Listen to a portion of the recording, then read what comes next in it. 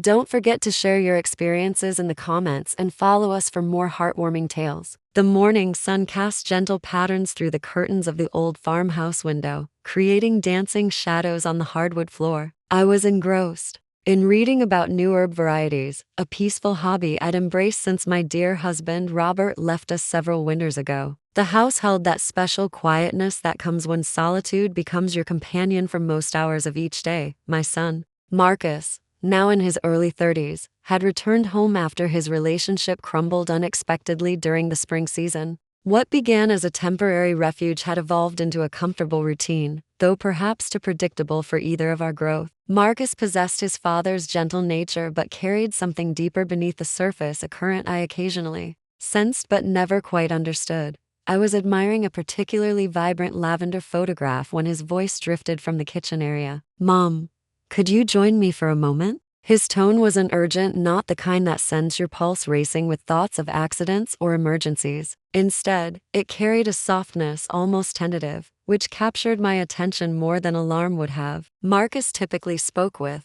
directness, even when sharing news I might find challenging, like when he announced his switch from medical studies to visual arts. My initial surprise had transformed into quiet admiration over time. He possessed genuine talent in his chosen field.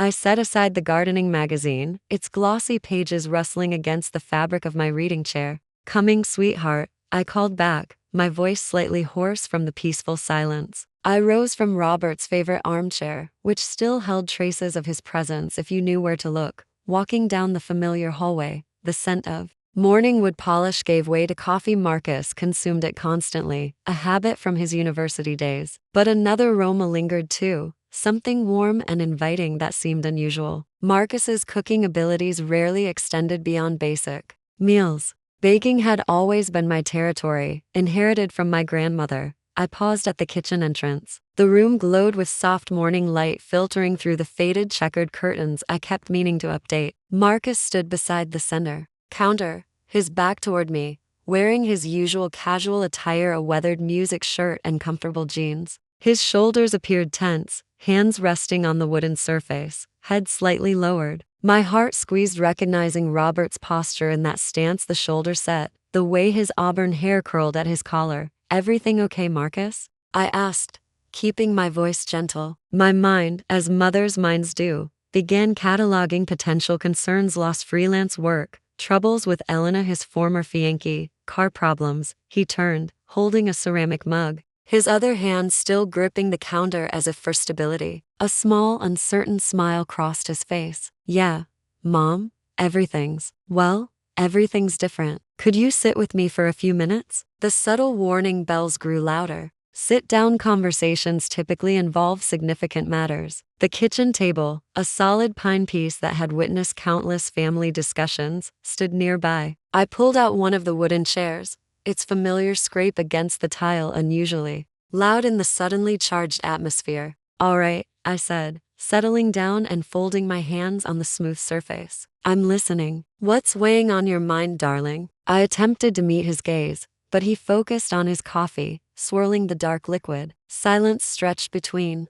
us, punctuated only by the refrigerator's constant hum, a sound so routine I barely noticed it anymore. He drew a deep breath, the kind taken before plunging into uncertainty, then lifted his head. His eyes, a warm brown so like my own, finally connected with mine. I saw vulnerability there I hadn't witnessed in years, not since childhood confessions. "About broken neighborhood decorations, Mom," he began, his voice rougher than usual. "There's something important I need to share with you, and I'm uncertain about your reaction." He paused again, and I noticed his knuckles had gone pale where he gripped the mug. The kitchen air felt dense, heavy with unspoken thoughts. I could see perspiration beading on his forehead. My own breathing caught, mixing apprehension with growing curiosity. He exhaled slowly. "It concerns me and what I've been discovering about myself." He glanced toward the window briefly, as if drawing strength from the familiar backyard view, the bird sanctuary swaying gently, the autumn flowers still displaying their colors. Then he looked back, his gaze direct, almost painfully sincere. "I wanted you to hear this from me directly, before anyone else." The gravity in his tone conveyed this wasn't casual conversation. This was significant, something clearly weighing on him. As I sat waiting, part of me braced for impact while another, quieter part simply opened, ready to receive whatever my son needed to share. My thoughtful, gentle Marcus had something important to reveal, and I sensed deeply that this moment would alter our relationship. The coffee aroma intensified, the refrigerator's hum grew louder, as our ordinary kitchen seemed to hold its breath alongside me. Marcus finally placed his coffee mug down with a soft clink that echoed in the stillness. He ran fingers through his hair, a nervous gesture from his teenage years that he usually suppressed now. So, he began, voice still and steady. You know how I've been somewhat distant since Elena and I separated? I nodded slowly. Somewhat. Understated his condition significantly. He'd been withdrawn, spending extended periods in his childhood room, surrounded by remnants of model aircraft and band posters. He'd lost weight, developed shadows under his eyes that hadn't existed before. I'd attributed everything to heartbreak, a natural response to canceled wedding plans. I'd tried providing space while remaining available, offering comfort through quiet companionship and nourishing meals. Well, he continued, picking at loose threads on his shirt, it wasn't solely about Elena. That situation was painful, certainly, but it also served as a catalyst. It forced me to examine many things: what I truly desire, who I genuinely am. I maintained a neutral expression despite my churning insides. Okay, I encouraged, seeing how much courage this required. The last thing I wanted was making this harder for him. The catalyst. He looked up, his eyes earnest, searching mine for understanding before fully expressing himself. For a long time, Mom, I've felt different, not negatively, just not quite fitting. The expectations I believed I should meet, or maybe the expectations others held for me. He paused, choosing words with immense care. I've been attempting to become the person I thought I should be, someone who would satisfy everyone. Dad, you, Elena, my heart ached. Had I created pressure? Had Robert and I made him feel constrained? Oh, Marcus, I murmured, we never wanted you feeling obligated to be anyone except yourself. A slight smile touched his lips. I understand that, Mom. Logically I do. But it's complicated, isn't it? The expectations we place on ourselves, the ones we perceive from others. He took another deep breath. After Elena left, when everything collapsed, I realized I couldn't continue pretending, not even to myself. He pushed away from the counter and walked to the small kitchen area where our cookie container usually sat. Instead of the familiar blue ceramic vessel, a plate covered with a clean cloth napkin rested there. He gestured toward it. I created something. This was so unexpected, such a departure from our serious conversation that I blinked. You created something? He nodded, a shy, almost boyish expression crossing his face. Yes, it's part of what I want to explain. He lifted the cloth with a small flourish, revealing a petite, perfectly formed cherry tart. The crust appeared golden brown, arranged neatly with sugar crystals glistening on top. The aroma I'd faintly detected earlier now filled the kitchen. More distinctly, sweet cherries, vanilla, warm pastry. It smelled divine and looked professional. Marcus, I said, genuinely amazed, this is absolutely beautiful. When did you learn to create pastries like this? My own baking was competent, homie, but this displayed finesse I'd never achieved. I've been teaching myself, he said, pride evident in his voice. Online tutorials, vintage cookbooks from the library, mostly during late nights when sleep eluded me. He looked at the tart, then back at me. It's one of the few activities lately that's brought me peace, centeredness, like I'm actually creating something real, something worthwhile. I was still connecting the pieces: the breakup, his feeling different, the secret baking sessions. That's wonderful, honey, that you discovered something you enjoy so deeply. But I suspect the tart isn't the main story here, is it? He shook his head, expression turning serious again. No, it's not. The tart represents, it's a symbol, I suppose, of what I've realized I need to pursue. He returned to the table, pulling out the chair opposite me and sitting down. He leaned forward, hands clasped on the surface. Mom, my work in graphic design, I'm skilled at it, I know, and it provides steady income, but it's not my passion. It doesn't make my soul sing. He hesitated, then gestured vaguely toward the tart, then more broadly around the kitchen. This feels authentic. This feels like home. My mind raced. Was he suggesting abandoning his stable, well-paying design career, a field he'd spent years developing to pursue baking? The thought seemed so unexpected that I struggled to process it. My Marcus, the quiet intellectual, wanted to become a pastry chef? Images flashed through my memory. Robert's pride when Marcus secured his first major design contract, the relief I'd felt knowing he was financially secure. This was overwhelming to absorb. You want to bake? I asked, attempting to keep surprise and perhaps a flicker of concern from my voice. Professionally? He nodded, his gaze unwavering now. Yes, I know it sounds unrealistic, maybe it is, but for the first time in ages, I feel like I understand what I'm meant to be doing. I want to open a small bakery. Mom, an intimate place. Cozy, where people can come for good, honest food. Tarts, cakes, bread, things made with care. He looked down at his hands. Things made with love, I suppose. The words hung between us. A bakery. My son, the graphic designer, wanted to become a baker. It wasn't what I'd ever envisioned for him, not at all. I thought of the long hours, financial uncertainty, the physical demands involved. It was completely different from the clean intellectual environment of his design studio. I opened my mouth to voice some concerns, to urge caution, but then I saw his expression. It wasn't just enthusiasm, it was deep, quiet conviction. A light in his eyes I hadn't seen since childhood, when he'd show me elaborate block castles he'd constructed. His entire being radiated with the joy of creation. He was vulnerable, laying this unexpected dream before me, but he was also, in that moment, more authentically himself than I'd seen him in years.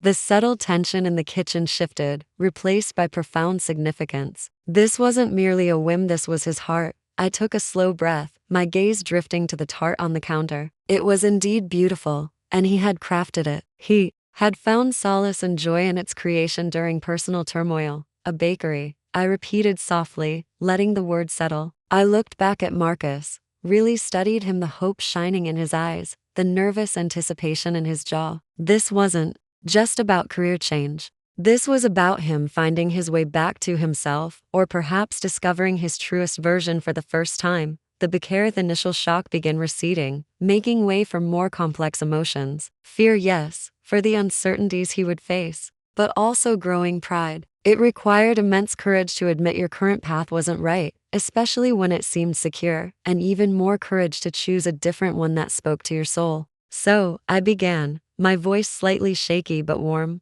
This is what you've been figuring out. This is the important thing. He nodded, hope dawning on his face. Yeah, Mom, this is it. I know it's a major change, a huge leap, probably not what you expected from me. He gave a small, self-deprecating laugh. It's not what I expected for myself until recently. I reached across the table and placed my hand over his clasped ones. His skin was cool, but when he instinctively tightened his grip around mine, it was firm. Marcus, I said, it's certainly a surprise, I won't pretend otherwise. But what I expect, or what anyone expects, isn't what matters most here. What matters is you, honey, your happiness, your passion. I squeezed his hand. Tell me more about it, about this bakery. Have you thought it through? What kind of place do you envision? A visible wave of relief washed over him. His shoulders, which had been hunched with tension, relaxed slightly. The smile he gave me this time was brighter, less clouded by anxiety. I have, Mom. I've been researching extensively, actually sketching layout ideas, thinking about a name, working on recipes. He pulled one hand free and gestured animatedly. I envision a place that feels like coming home, warm, inviting. Maybe some vintage wooden tables, mismatched chairs, the smell of fresh bread and coffee always present. A place where people can connect, or sit quietly with a good book and a piece of tart. His eyes sparkled. Like this one, he added, nodding toward his cherry creation. The Golden Crumb. I was thinking of calling it the Golden Crumb, because I do my best baking when the world is peaceful, during quiet hours. The Golden Crumb. It had a lovely ring too.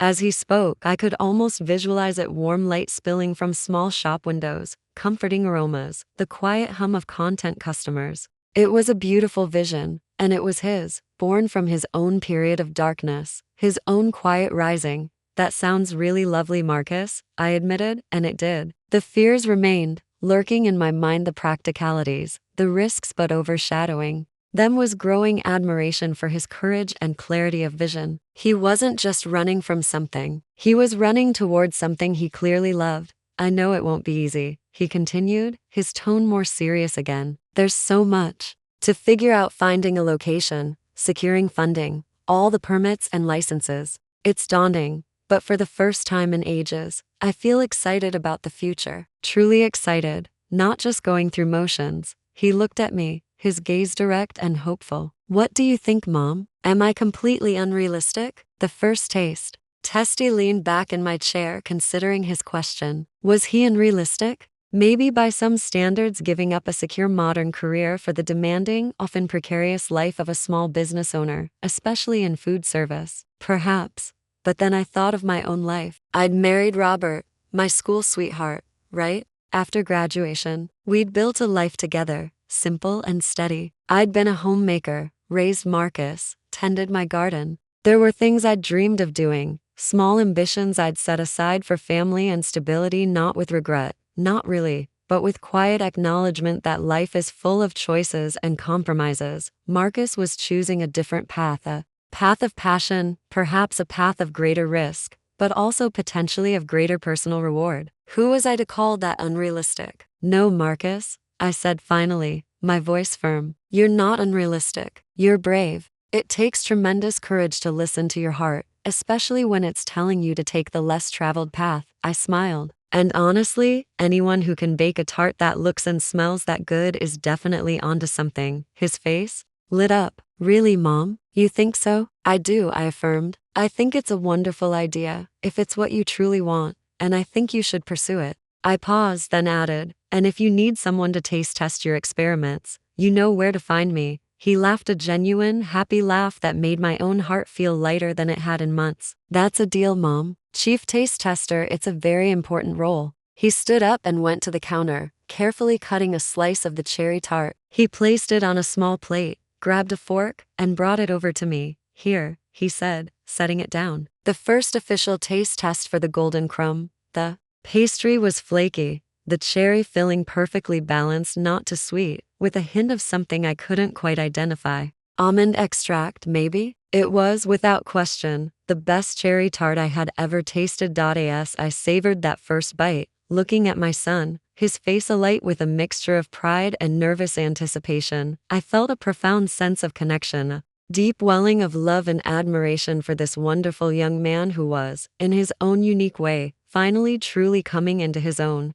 The kitchen, which had earlier felt charged with unspoken anxieties, now seemed to glow with warm, hopeful light. This was more than just a conversation about career change. It was a moment of profound sharing, of trust, of a son allowing his mother to see his truest self, his deepest dreams. In that moment, I knew our relationship had subtly shifted, deepened, moving into a new and even more meaningful chapter. The unexpected news he delivered had indeed been something I wouldn't have believed just an hour before, but it was also, I realized, something incredibly special. The aroma of the tart, the lingering warmth of our conversation, seemed to settle comfortably into the familiar corners of the kitchen. Marcus watched me expectantly, a hopeful architect awaiting the verdict on his first blueprint. I took another bite, slowly, deliberately, letting the flavors melt on my tongue. Marcus, I said, setting the fork down, this is exceptional, truly. If all your baking is this good, the Golden Crumb will have customers waiting outside. A wide grin spread across his face, erasing the last vestiges of his earlier anxiety.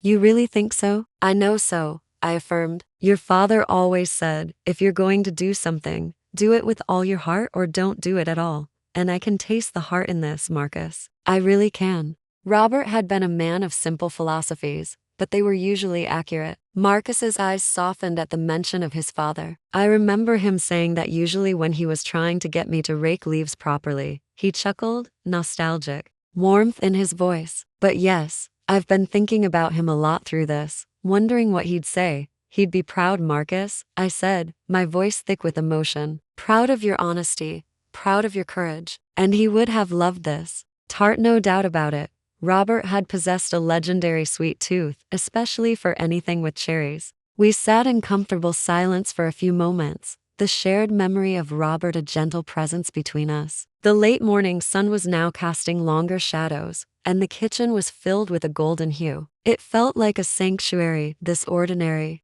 room suddenly imbued with the significance of dreams shared and support given. So, I began again, my mind already turning to practicalities, but in a supportive, not dismissive way. What's your first step? Do you have a business plan sketched out? Business plan? Marcus nodded eagerly, his energy rekindled. Sort of. I've been jotting down lots of notes, cost projections for ingredients, potential overhead expenses. I've looked at some small commercial spaces for rent online, just to get an idea of what's available. There's a little storefront over on Elm Street, the one that used to be the old flower shop. It's been empty for a while, but it has character. I knew the place. It was in a decent location, slightly off the main thoroughfare but with good foot traffic from the nearby park and library. It would need significant work to convert into a bakery, wouldn't it? Ovens, ventilation, all the health code requirements? Definitely, he conceded. That's the biggest hurdle. I think the startup capital. I have some savings from freelance work and, well, some of what Elena and I had set aside for the wedding. He looked down for a moment, a shadow passing over his face, but it was fleeting. But it won't be enough for a complete renovation and initial operating costs. This was the part that always worried parents, the financial tightrope walk of new ventures. I chose my words carefully. Finances. Have you looked into small business loans or grants for new entrepreneurs? A little, he said. It's a bit overwhelming. To be honest, the paperwork, the criteria. That's where my graphic design brain sort of short circuits. I'm better with visuals than spreadsheets. He gave a rueful smile. An idea began forming. In my mind, a quiet stirring of possibility. Robert and I had been careful with our finances. He'd had a good life insurance policy, and I lived simply. There was a nest egg, one I'd mentally earmarked for emergencies or perhaps to help Marcus with a house down payment someday if he ever resettled. But what was a dream if not a worthy investment? Especially a dream pursued with such genuine passion? Marcus, I said slowly, your father and I always believed in investing in people we trusted. And I trust you. I trust your talent and your determination. I paused, taking a breath. I have some savings, money that was just sitting there really. Perhaps we could discuss me being an investor, a silent partner if you like. His eyes widened, first in surprise, then with dawning, almost incredulous hope. Mom, are you serious? I couldn't ask you to do that. It's your security. And what better security is there than investing in family and happiness? I countered gently. It wouldn't be all of it. Of course, you'd still need to explore other avenues. But maybe it could be enough to get you started, to make that little shop on Elm Street a possibility. We'd need to treat it properly as a formal loan or investment, draw up papers. It would be your business, your vision, but I'd be honored to help you lay the first stone, so to speak. Tears welled in Marcus's eyes, and this time he didn't try to hide them. He reached across the table again,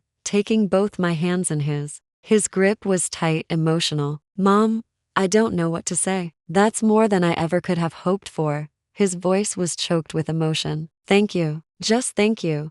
There's nothing to thank me for, sweetheart, I said, my own eyes misting over. This is what family is for, to support each other's dreams, big or small. And this, I gestured toward the remnants of the delicious tart.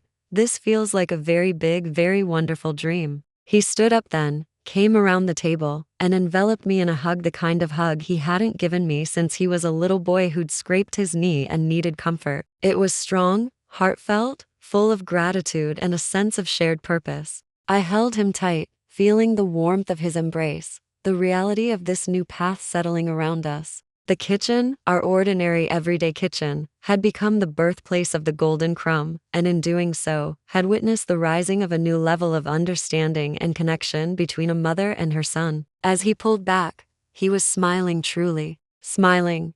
The shadows that had haunted his eyes for months seemed to vanish, replaced by an eager light. Okay, he said, his voice brimming with newfound energy. Okay, let's do this. Let's figure out how to make the Golden Crumb a reality. And just like that, the fear I'd initially felt was overshadowed by quiet excitement, a sense of adventure. My son was embarking on a journey, and I, in my own small way, would be there to cheer him on, to offer support, and of course, to be his chief taste tester. The morning was fading into midday, the light outside turning a soft, warm amber. It felt symbolic, the end of one chapter and the beautiful, promising start of another, not just for Marcus, but for us both. The unexpected kitchen conversation had indeed led to something I wouldn't have believed. But it was the best kind of unbelievable.